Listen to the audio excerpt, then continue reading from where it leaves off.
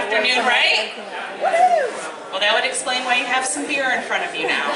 Well, you have. My name is Nikie. I am a certified Cicerone, and I help out with a lot of the Disney beer program. So today we thought that it would be fun. Every year we do a little bit of information on the beers or the ciders. Last year, if you were here, we did a cider seminar. The year before we talked about some Florida beers, and this year we thought that it would be fun to take it another step, a little bit different theming, and we're going to talk about the beers that are at the festival that are basically fruit related. So all of the beers that you have in front of you today are going to be fruit related beers. Somehow we've tied or we found and sourced out some amazing beers from across the country that have different ingredients in them that are going to help enhance the experience of enjoying the fresh part of this festival. So the first thing I want to talk about is actually how you're going to taste these beers. So if you take your first beer, which is going to be the Maui Pineapple, and I want you to go ahead and the first thing you're going to do is look at it. Take a look at the color. Nice, bright beer. Look at the carbonation. Now this is a wheat beer, so it's a little bit lighter in style, a little bit lighter in color, and lighter mouthfeel. And you can tell that by looking at how light it is because it is brewed with a little bit of wheat. Then, once you taste, go ahead and smell it. Now, how many of you smell the pineapple in this beer?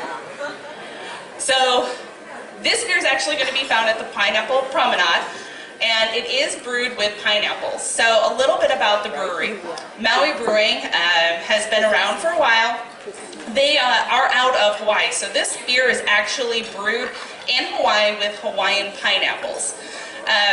This year, Hawaii had a small pineapple shortage, which meant to brew this beer, they sourced the pineapples and said, okay, Disney is going to get first priority of this beer.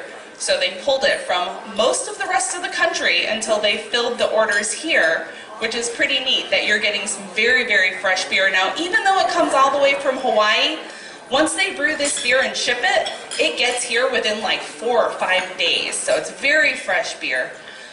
Now, you'll notice that this beer, once you taste it now, although you smell a lot of the pineapple, it doesn't come across as very sweet. It's not like they poured pineapple juice straight into a beer. They actually put it in during the fermentation process.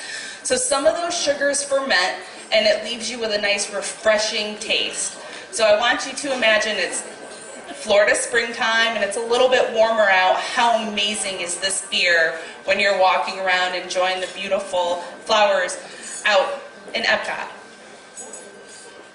So this beer comes in at 5.5% alcohol, so it's a nice moderate craft beer.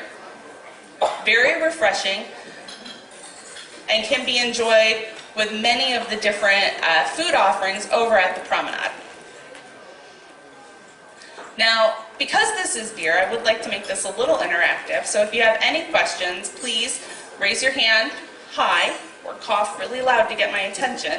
And I would be happy to answer any questions I can about the beers as we go through them today. But now that we've gone through how to taste them, we're going to move on to the next one. So, a little bit of background about beer. All beers are either pilsners, or all ales are either lagers or ales. So a beer is either an ale or a lager, and that is based off of the type of yeast that it uses. So the first beer that you had, the Maui, is an ale. Ales tend to be a little more robust. They really highlight the flavors of the beer in a more complex way, whereas lagers tend to be more crisp, more refreshing. So the next beer that you have is Orange Blossom Pilsner, which locally we refer to as OBP. This beer was created locally here in Orlando by a guy in his garage in the early 2000s. And by 2007, his friends had talked him into how amazing it was, so he should start producing it to sell. So he moved his production and started brewing it on a bigger scale, but still using local orange blossom honey. So this actually uses about 2 teaspoons of honey per 12 ounces. Now the honey ferments off, and it leaves it so it's a dry honey flavor, but not a sweet flavor. So again, coming in around 5.5% alcohol. This is one of Orlando's original brews. It holds a special place in my heart because this was one of the first beers that I ever had that was from Florida. They use some of the honey that they use comes actually from the Lakeland and Winter Haven region, from those orange blossoms, and it really leaves a nice, crisp, amazing flavor. So you're going to be able to find this one over at the Smokehouse Pavilion, which does highlight some amazing flavors. So this is great. They have a chocolate cake over there, and you add a little bit of this orange sweetness, dry sweetness to it, and it's a great flavor combination. What do you guys think of this beer?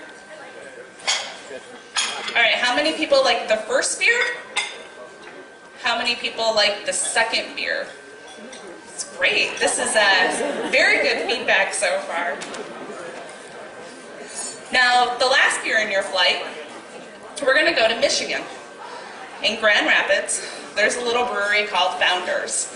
Now, Founders Brewing is a little bit larger than the last two, but they make amazing craft beer. The one that you have in front of you is Ruboeus, and it is brewed with fresh raspberries. Now, if you've noticed, I've highlighted in here that all three of these beers use fresh product, and what the difference between fresh product and whatever else there could be is they are made with syrups. So these are actually raspberry puree put into the tanks, or actual orange blossom honey put into the fermenter, or real pineapples used. It's not a concentrate used in making these beers. So using fresh raspberries, this is the one where I think color is super important. When you look at the color of this beer, it's a beautiful, bright colored beer. It has that tint of pink to it from the raspberry puree that they use.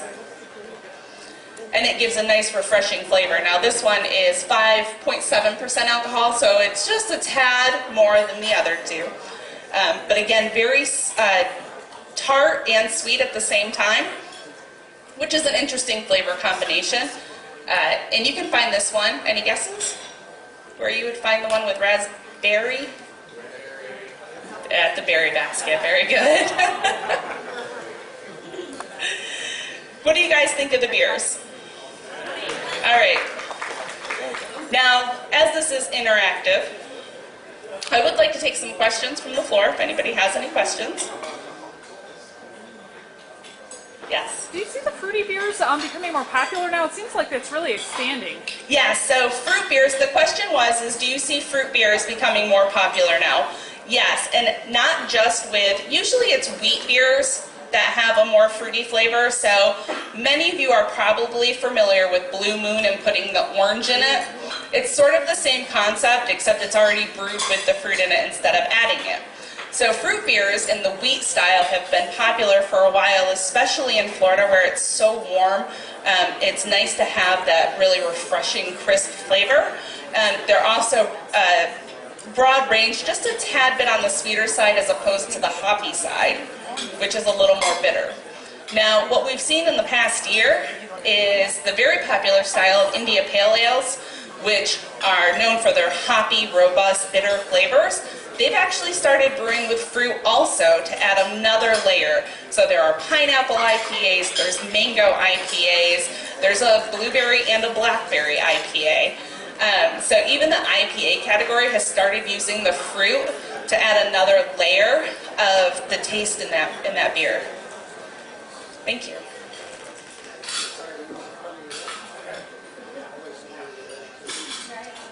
How does Florida now compare with other states for its craft breweries? The question was, how does Florida now compare with other states for its craft breweries? And that's a great question. So we're actually in the top 25% now in the country for breweries. Florida has over 800 craft breweries in the state at some level. So most people in America live within 5 miles of a craft brewery. How many people in here live within 5, maybe 10 miles of a craft brewery? So most people live in a very close proximity to a craft brewery, and Florida is now no longer the exception. 4 or 5 years ago, I lived local. I lived not too far from here. The nearest brewery to me was probably about a 40-minute drive. I now live within walking distance to 2 breweries. So we definitely, the industry is great in Florida right now for craft beer. We have some that are highly sought after throughout the rest of the country, and we have some amazing beer festivals. And one of the things that has been an amazing partnership with all these craft breweries is been with Epcot and Walt Disney World. They really focus on a lot of Florida beers and Florida ingredients in the beers. So if you come to any given festival, you are going to find some of the very local, authentic Florida beers with Florida ingredients, and it really highlights what this state is doing. It's a great business. It's still growing double digits here, and it's only getting bigger.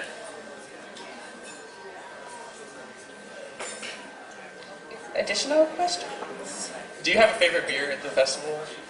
Do I have a favorite beer at the festival? Well, that's like asking if I have a favorite child. I like them all the same, and for different reasons on different days. I may like one more than the other. I recently sampled Maui to some guests, and one of the fun things with that was people asked a lot of people think I work for the brewery if I'm sampling the beer, and they said, "Oh, are you from Hawaii?" And believe it or not, I actually am from Hawaii, so that was a fun story to tell. So I do like the Maui. It is a little sentimental. That is my first date, so that's probably why that one's my favorite. There's also some amazing ciders too. So there's a Strawberry Magic cider at the Cider House this year. It's one of my favorite drinks at the festival is the strawberry cider, but there's a lot of great beverages out there, so. Yes? I am not a beer drinker, at all. What would you suggest to someone who's like me, who isn't really a beer drinker? Well, if you're not a beer drinker, which a lot of people aren't a beer drinker, so I'm going to use my parents for an example. My mom is not a beer drinker. And being the amazing mother that she is, she wants to know what I do for a job, so she comes out with me sometimes, and the first time she said, just order me something you think I'll like. She does like different types of liquors, so I went with a sweeter beer, and that's what I would recommend. So generally speaking, if you're not a beer drinker, I would start with something on the sweeter side, like the ciders that we were talking about. Now, ciders aren't actually beers. They're classified as wines, believe it or not. But I would start with the ciders, and then I would go to the wheat ales, like the Maui Pineapple, and moving into that direction of the sweeter, the Founder's Ruboeus. Did you like that one a little bit? Was that the last one? Yeah, that one was, yeah. So when you start moving into adding the fruits to them, it makes them, if you're not a beer drinker, sometimes it's a little more of an enjoyable experience to cover up some of those bitter hop flavors. That's usually when people don't like beer, is from the bitter hop flavor that they don't like. Thank you. You're welcome.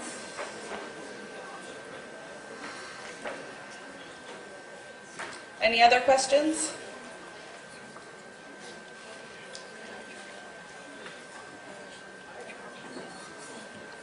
So, I did tell you, even if you're not wondering, I'm going to share this. The site, we just talked about cider, so I know we just had some amazing beers in front of you, and we talked about ciders. So a cool thing about ciders is they're not actually beer, they're actually wine. They are gluten-free also, so if you're somebody who's on a gluten restriction, the ciders that are offered right now are gluten-free ciders. So please make sure you don't have to feel like I can't have this beer, I'm really missing out. There are some great options over there for that as well. There are so many amazing beverages at the festival. You're definitely going to have to come back on multiple trips to try to work your way around and try them. But if I had to ask you guys today, taking a hand vote, what was your favorite beer, 1, 2, or 3? How many were 1, the Maui Pineapple? Oh, you guys are just saying that because you like me. How many were 2, the Orange Blossom Pilsner? It's a very, very popular local beer. And how many like the Founder's Ruboeus? I do love the Founders Ruboeus too. That is very good. How many of you have had any of the other beverages out here, like the ciders, for example? How many of you have had the strawberry cider? So one of the things that's really popular with ciders is a lot of people, in order to cut through some of the sweetness, they drink it over ice. I know that we have the tea in the back, and that represents the United Kingdom here, and they can tell you that in the United Kingdom, that's actually a very popular way to drink cider is over ice. That's how I prefer my cider. Which one's your favorite? We'll turn it back on you. Which one's your favorite? Well, I mean, the Maui is kind of sentimentally my favorite. The Founders, I'm kind of going through a raspberry and peach thing right now with my personal taste, so I'd have to go with probably the Founders is definitely, I really like that tart and sweetness. I really like tart. Sour beers are a very, very hot item right now. They're the next IPAs. They're becoming very popular, the slightly sour. And the way they make beer sour is they add a little bit of like lactobacillus to it, a little bit of good bacteria. The stuff that makes wine go bad, they actually purposely will put into beer to give it that tartness or sourness. Yes? How do you select the beers for the festival? Epcot has an amazing beverage team. They're all here today, and they go through. There's thousands of beers available in Central Florida, and they task. They go to festivals. They do samplings. Their partners, their distributor partners, come in and they make recommendations based off what we think you guys would like as well. And they come up with, it's really fitting the theming. It would be much harder to maybe do a double bourbon whiskey 11% alcohol beer this time of year, whereas they have nice fresh flavors for this festival, and then you move into the next festival, and they basically go around the theming of it and what's available, what's new. There's also a lot of times where beers are exclusive to Epcot, where breweries will actually make things specifically for the festival. Feast of Flowers is one of those beers. That's brewed out in Melbourne, and you can get that. Marion, is that Smokehouse also? That's available at Smokehouse, so that's brewed specifically for the festival. And you'll see several of those each festival. More and more breweries like to showcase and partner with Disney to come up with those unique flavor profiles and a place to launch new items too. It's actually really great working with the Disney team to be able to do those things, to be able to tell people that's your job. Definitely is a nice perk. Any other questions? The back of the room's been very quiet.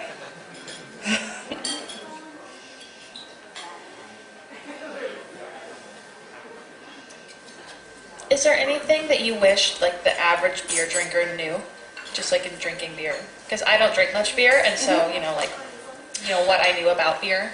So one of the question was, is there anything that I wish that the average beer drinker knew?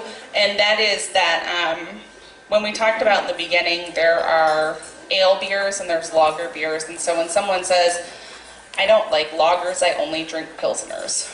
Well, that is a lager, so the beers only fall into two categories. Knowing whether, if you don't like the more robust, usually bitter flavors, then ales may not be where you want to start. You may want to start on the lager side.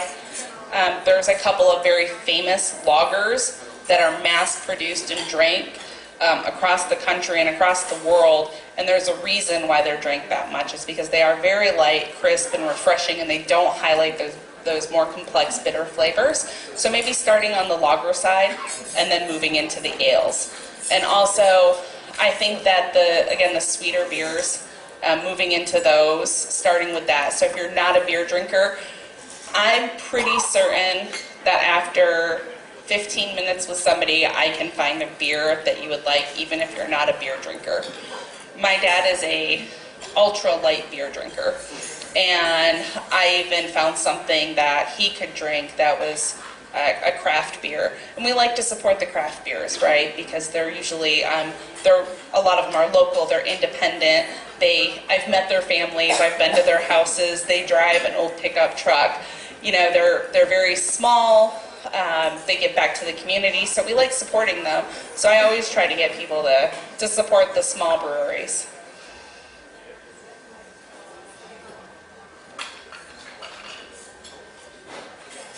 Yes? Hey, since you're talking about the fruit beers, what do you think of the grapefruit one? The question was, what do I think of the grapefruit beer? And I'm guessing you're talking about Schafferhofer, which is available in Germany. So, the truth is if I'm at Epcot and it's July, and it's 104 degrees out, I will drink a Schafferhofer. I like that the ABV on it's on the lower side, and it's extremely refreshing. I definitely, if you see me out here in July or August, that's probably what's in my cup.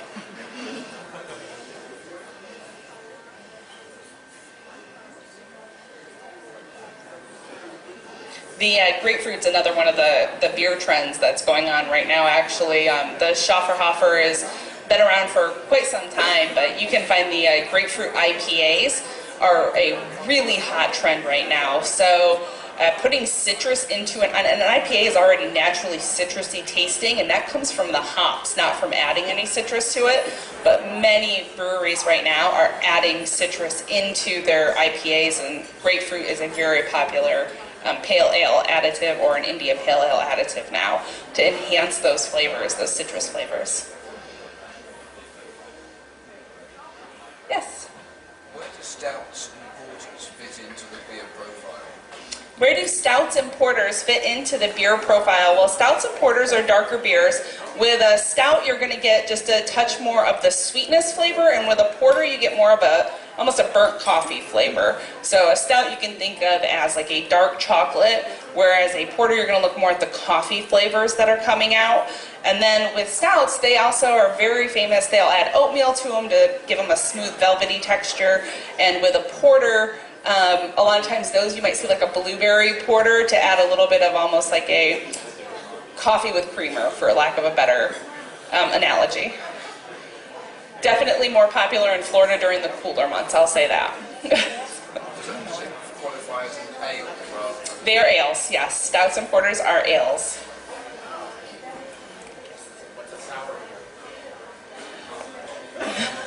A sour beer is usually brewed with like a lactobacillus or some sort of bacteria that gives it the sour taste.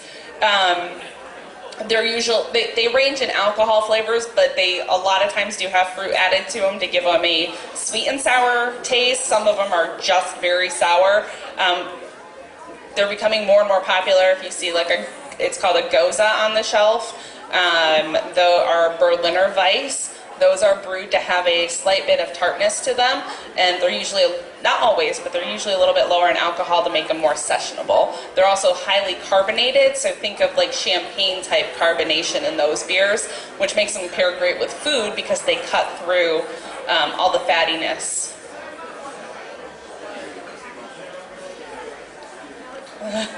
Which of the sours are you enjoying right now?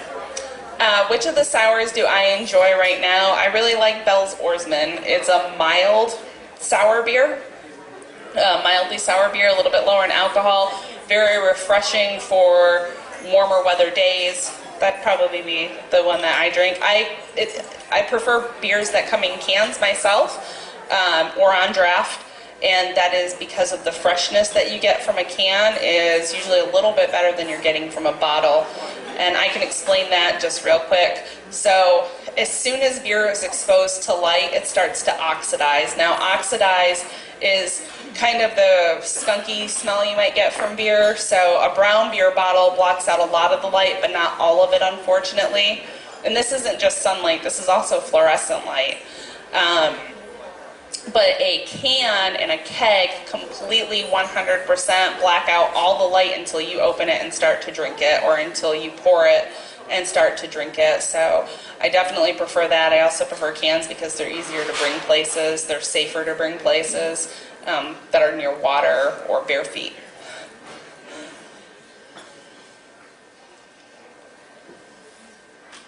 Additional questions? Yes? Would you pair your beers with specific foods or something like that? Yeah, so beer and food pairing, I'm partial to beer with food as opposed to wine, and everybody has seems like a strong opinion on this one way or another, but I will tell you that almost every beer is carbonated. So when you're thinking about beer and food, when you think about especially rich foods that either have cream sauces or fatty acids in them or anything like that, that carbonation really helps cut through it. Once you look at that aspect of it, pairing traditional German beers with German foods is a very popular way to do it. And then dark beers, like a stout or a porter, with desserts like chocolate cake. The lighter beers usually pair well with the seafood, so like the Maui, the Orange Blossom Pilsner, and the Founders. Those would be great with the scallops. Those would be great with additional berry flavors. They would be great with the pineapple topping that's on the hot dog. So matching flavors like that, and then also contrasting flavors. So if you were to have something, an India Pale Ale, and then you paired it with something like the spicy shrimp and grits, it highlights the spice. So an IPA or a pale ale is going to highlight the spice flavor to it. Do they have a brewery here on Walt Disney World? The question was, do they have a brewery here in Walt Disney World? I wish they did. They do not. Big River? Big River is a brew pub. I do believe they brew some of their beer there. Yeah, that is a partner of Disney World. Over at the boardwalk, if anybody was wondering where that was. Actually, kind of a funny story, the Orange Blossom Pilsner, one of the guy who created that, one of his sons was actually the brewer at Big River for a little while.